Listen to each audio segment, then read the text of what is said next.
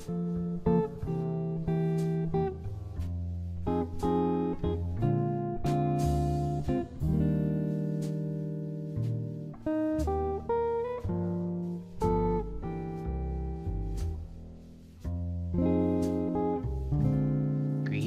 and salutations to all of you lovely individuals and you sweet beans everywhere. I gotta come up with a new tagline on the podcast intro, but nevertheless, that is okay. Um, I may sound a little different to you. That's because I'm not really using my normal setup at the moment. And it's because I am packing as I'm talking to you, essentially, and getting things ready for this weekend, which is Wapafa. And for those of you who don't know, that is Western Pennsylvania Furry Weekend, which is held in Pittsburgh or right outside of Pittsburgh, Pennsylvania. I would say it's about maybe 5-10 miles from Anthracon's hotel. So this will be my third year in a row, I think, that I'll be attending this con. I believe my first one was in 2022, and it went very well. Um, and this will be my third year, so I'm excited. I'll be there from Friday to Sunday, which, as I'm recording this, tomorrow is Friday and Sunday. So if any of you are going or will be there, feel free to stop by and say hi and give hugs, pictures, whatever you like. Otherwise, you will hear me talk about it next week when I get back home. So I'm excited. Wapafa is a smaller convention, I think about 500 furs. And here's the thing, it's an outside convention. So it happens at this little lodge type place, and it's a pretty good sized campground-esque place. There's a full open bar. There's a stage. There's bonfire pits and a mess hall for like meals and stuff. And it's a really nice area. It's a bit of a trek to get up because there's a very large hill that it sits upon, and if it gets windy or cold or rainy, it comes down hard because we're so highly elevated off the ground. So. But yeah, I'm very much looking forward to this weekend. I'm looking forward to relaxing, having a few drinks, be with friends, smoke some cigars, just vibe and have a great time. So, so yeah, I'm hoping to see some of you there if you end up going. Um, I don't really, if I'm being fully transparent, I don't really have a whole lot to talk about this episode, so this may very well be a shorter episode than what you're used to. And hey, that's okay. It doesn't have to be. A podcast does not always imply 1 hour or, excuse me, 45 minutes. But you just gotta say what comes to mind and whatever's on your heart, you know. So I've been fairly occupied this week, leading up to the convention, getting things set, getting things in line for traveling and spending time, but also preparing content and such ahead of time. So I want to thank you all real quick for the amount of love that you have been showing on the newest ASMR video. Thank you for all of your lovely comments and support. And if you haven't seen it, I will link it right down below, and you can go enjoy it for yourself. So I'm very pleased with how this one turned out, and I'm also very impressed because, in all honesty, that was fully improvised. That was a one shot, one take, and I just hit action and go. That's what that was, and it ended up working out very well. And I just like how it flows naturally. So, some people ask me, and I believe I'll address this as an overall question. A lot of people, I've gotten questions in the past from people who they're like, Samson, what's your process? How do you make videos? Do you like, is there is there like a script? Do you rehearse? Do you do multiple takes? How does a video kind of come to fruition? Well, it kind of goes like this. If it's an ASMR video, what I'll do is either somebody will give me an idea. Like, so they'll say, hey, you should try this idea for an ASMR. And then I'll be like, oh, okay. And I'll write it down. But then I'll sit on that idea, usually for a few weeks to a month. That's kind of how that goes. Or if I think of an idea, then I'll do the same thing. I will write it down and I will sit on it. Now, some people might be like, well, why don't you just make it right away? Then you got the immediate inspiration from that idea. Not necessarily.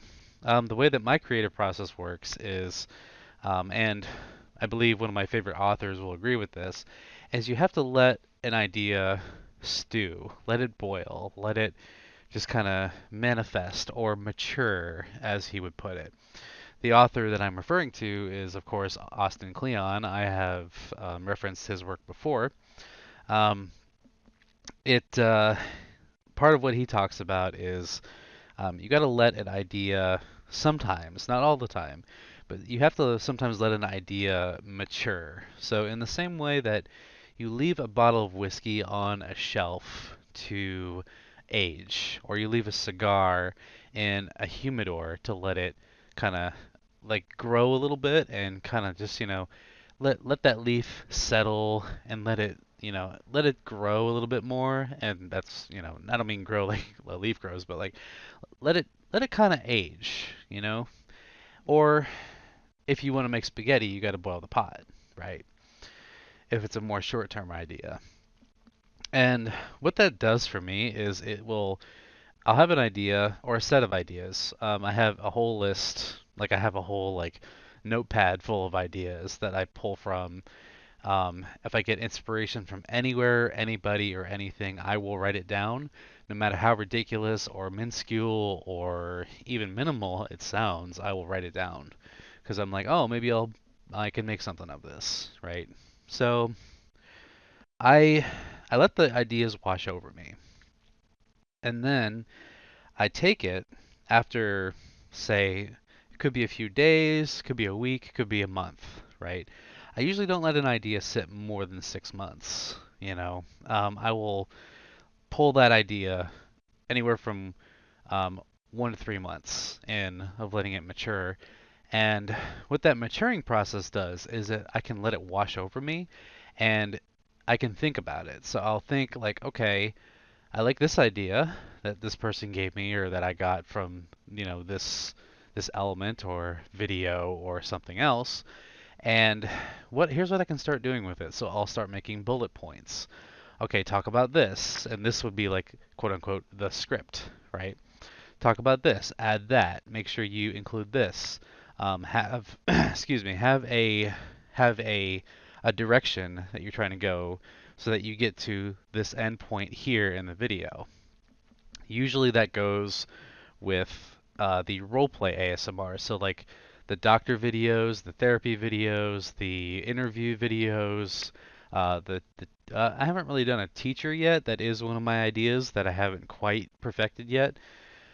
But yeah, um, basically it is part of that. Like that is part of the process.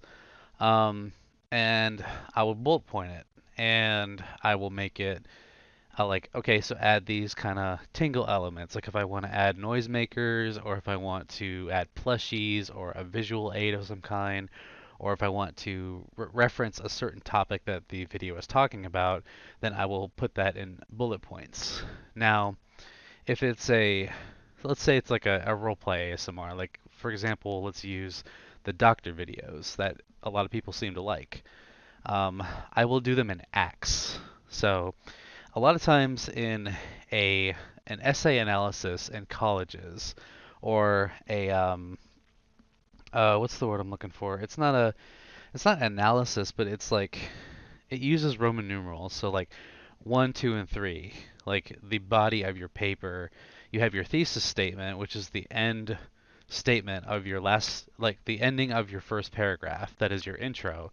Then you have your thesis statement, which is usually 3 to 5 points, or however many points you want to make. And then the body of your essay is bullet point 1, topic 1 of your thesis statement, 2 of your thesis statement, 3, and so on. So I'll do it that way because That's kind of how I learned to write.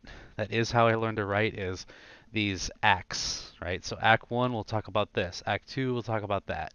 Act 3 will go into this element of the video.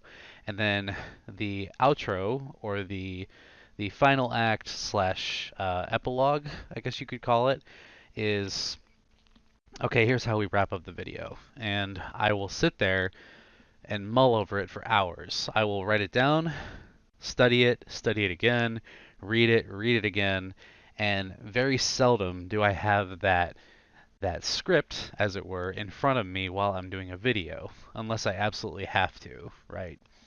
So if there's a lot of elements in the video I want to include, then I will have it in front of me as I'm filming. But for the most part, I will memorize it, and then I will let that wash over me, and then I will make it happen. So oftentimes that is my creative process. That's how I do videos. That's whenever I'm doing like a roleplay ASMR, that's what I do.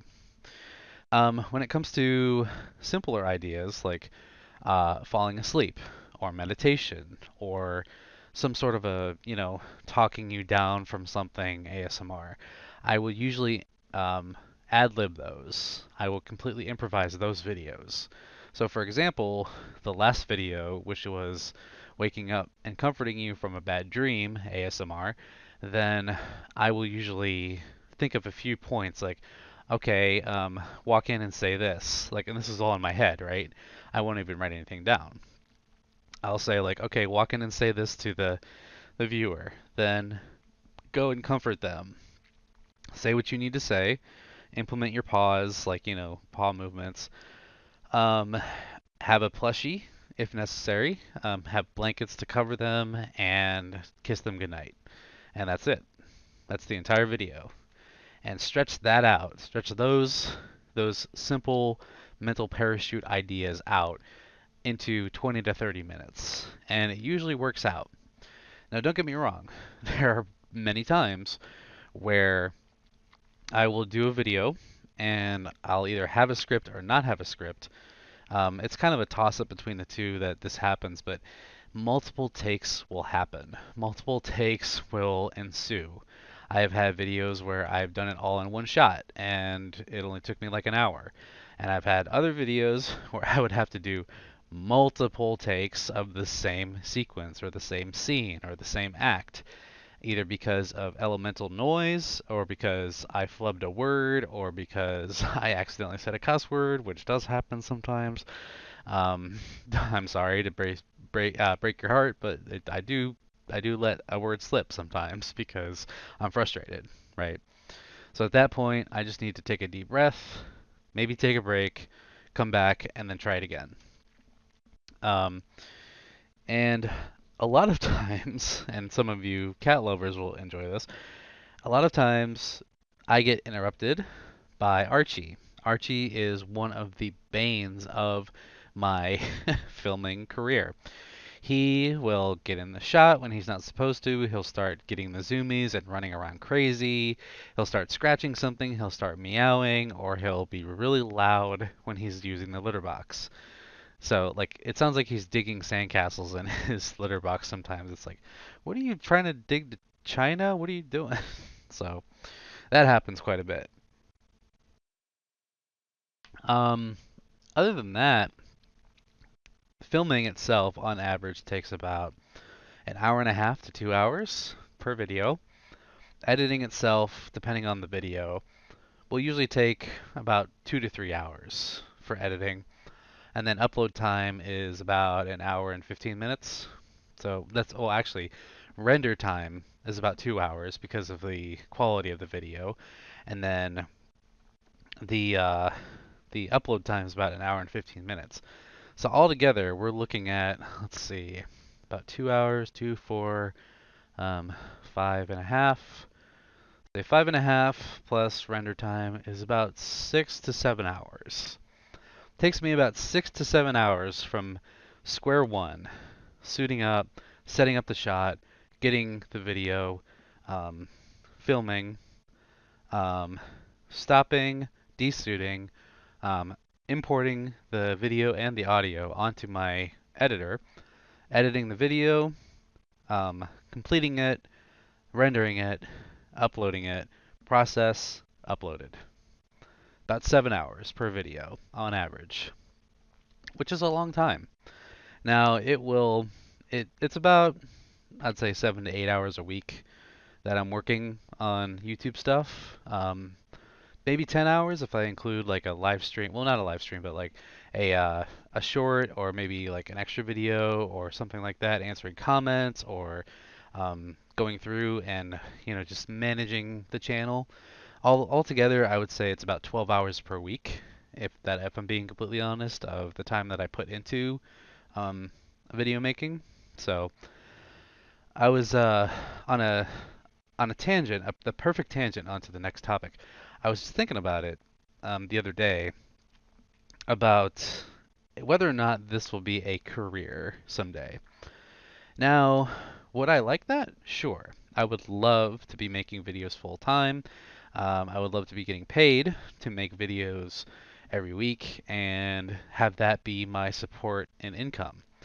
Now, I've talked about this before, but I think it's worth reiterating. Anything that you love doing, the minute it becomes a job, it might lose its magic. That doesn't mean that it will. It just means that there is a chance that it becomes mundane and it becomes monotonous and then it becomes just another pain, right, of your life. Now, I have a job. I work anywhere from 50 to 60 hours per week, which is a lot.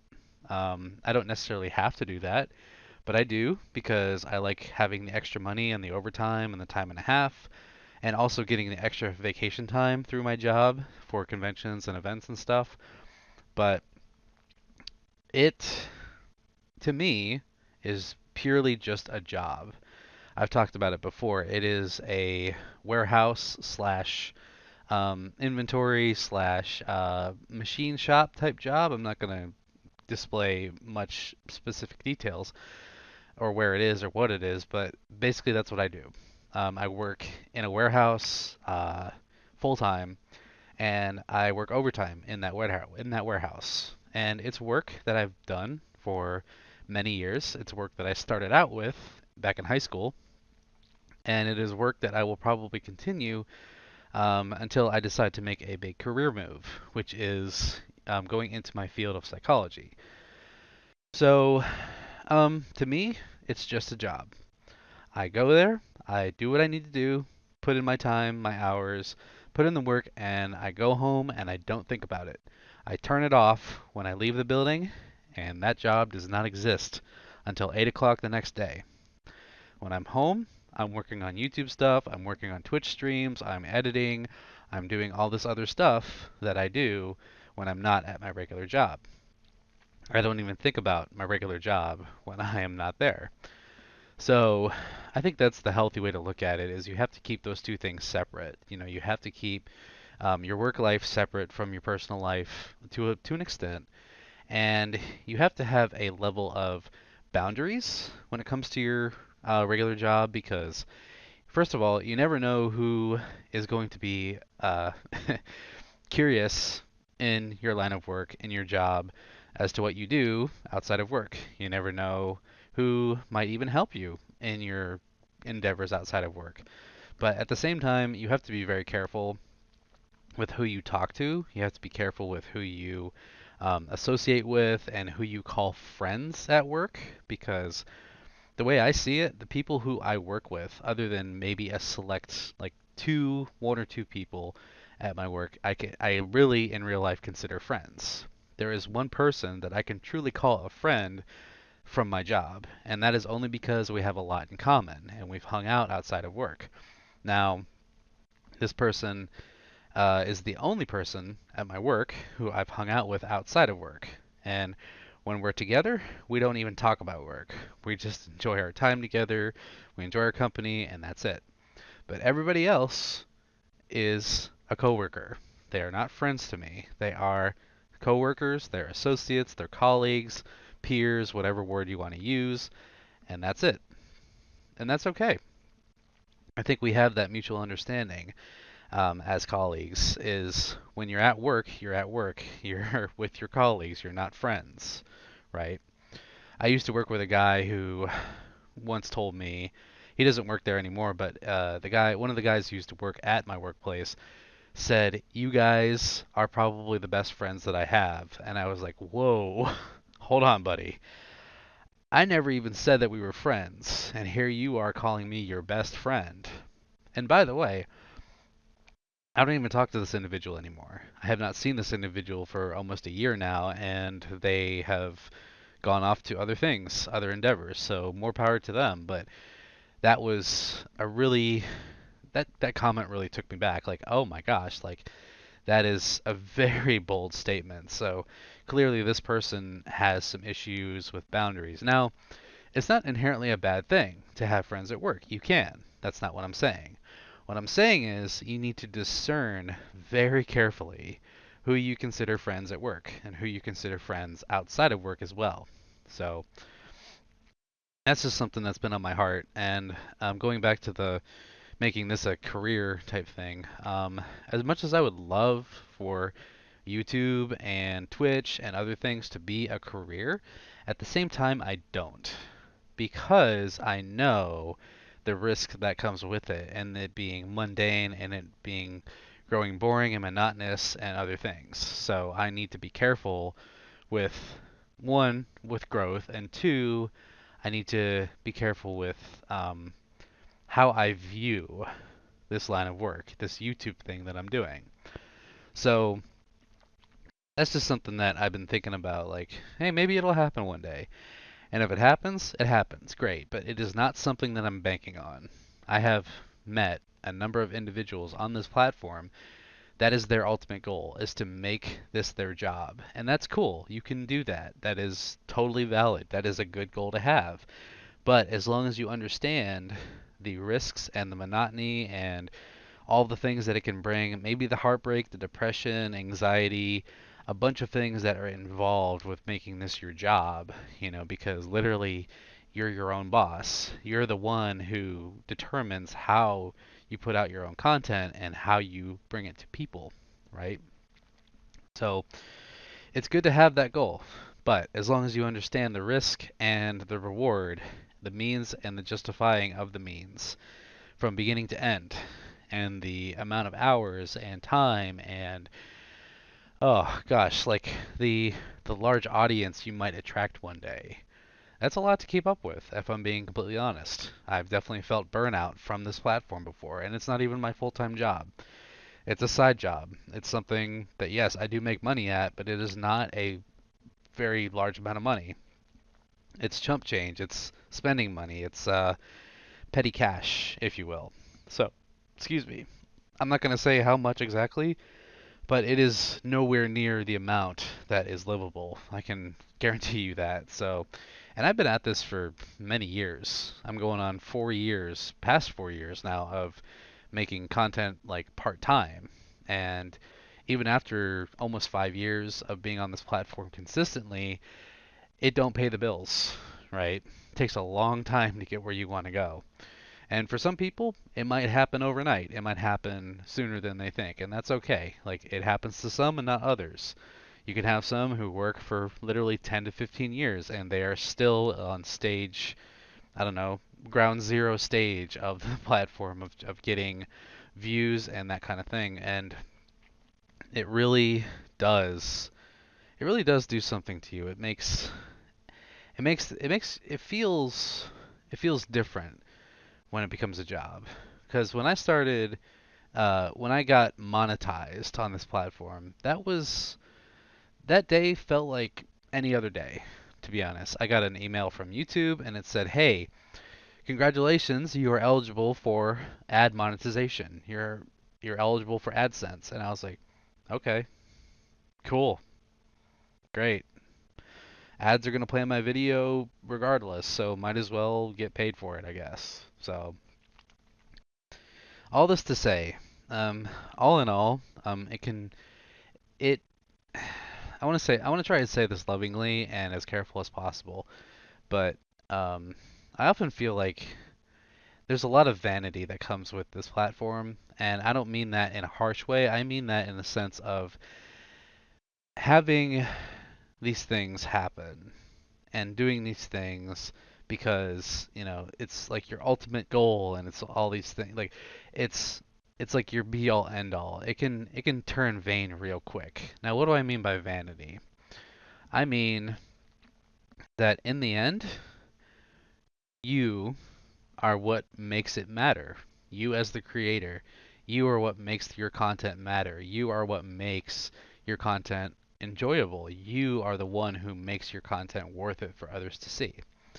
So we don't want to be complacent. We don't want to um, be pretentious. We don't want to fall into the trap of, I guess clout, I guess is the right word, because we can fall into that trap very, very easily if we're not careful. Like, yeah, I'm the man, I'm the one who makes it.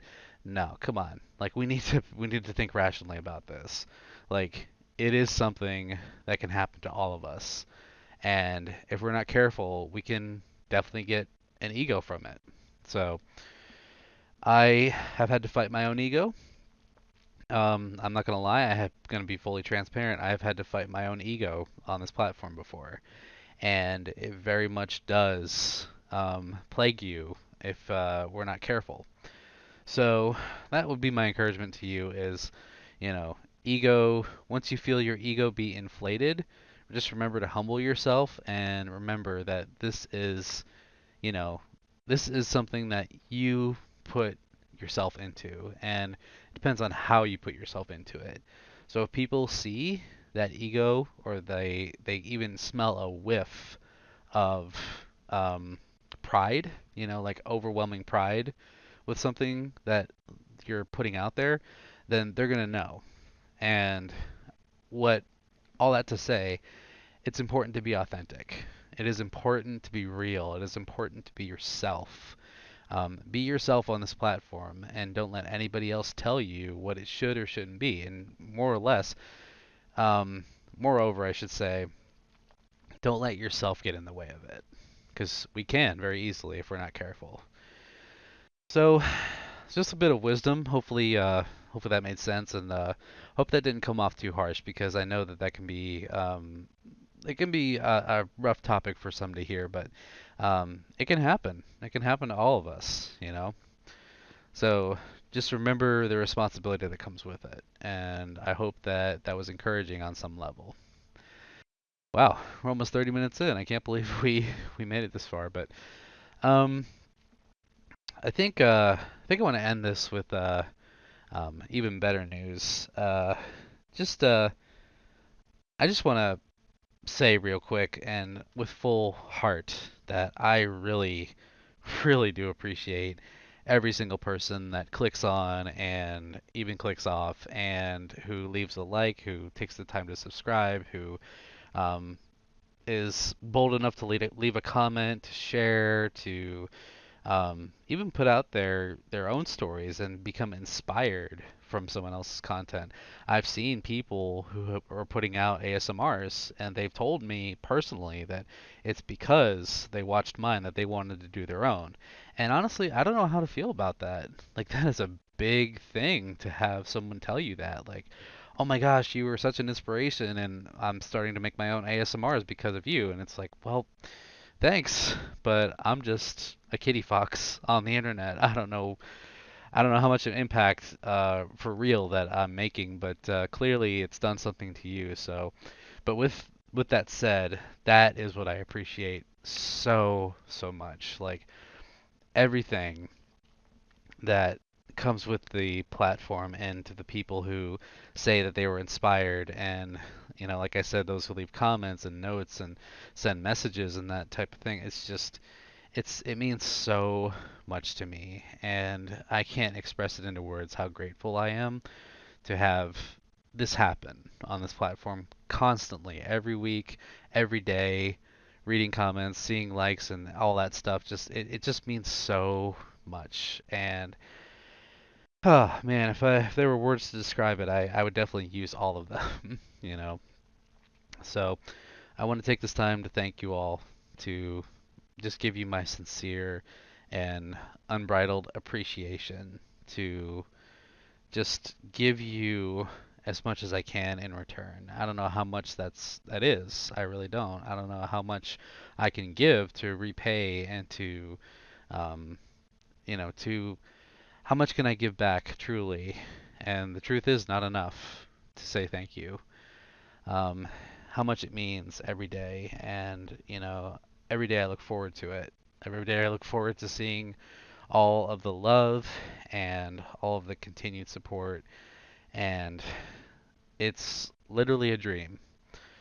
It's a passion, it's a dream, it's something that I've worked towards for so long, and it's manifesting itself right here. So it's so mind blowing to me that it just happens so gracefully, and it's all of you who make it so graceful. So that right there is why I want to give you back as much as I can, and I want to love you in return just the way that you love me. And I want to continue to do that as long as I can. So thank you all so much for all that you've done. And on that note, I think we can end this on a very good note, on a very warm, high note. So I just want to encourage you all once again. Remember that you are yourself, you are you. There is nobody like you in this entire world, so be you. There will never be anyone like you. There has never been anyone like you, and there will never be you right now because only you can be yourself right now, and this is what the world needs.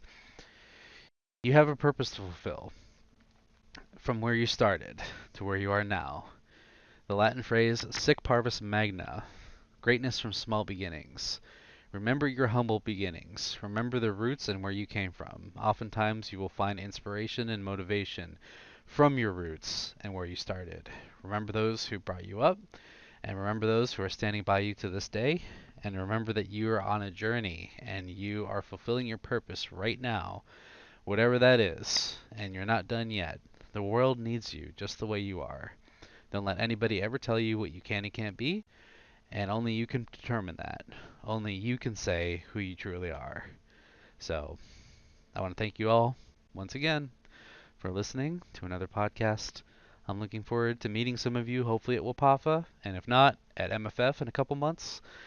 And until next time, this is Samson Kitty Fox signing off. Want to say that I love you, and I will catch you next week. Bye. Bye bye. Love you. Enjoy your evening.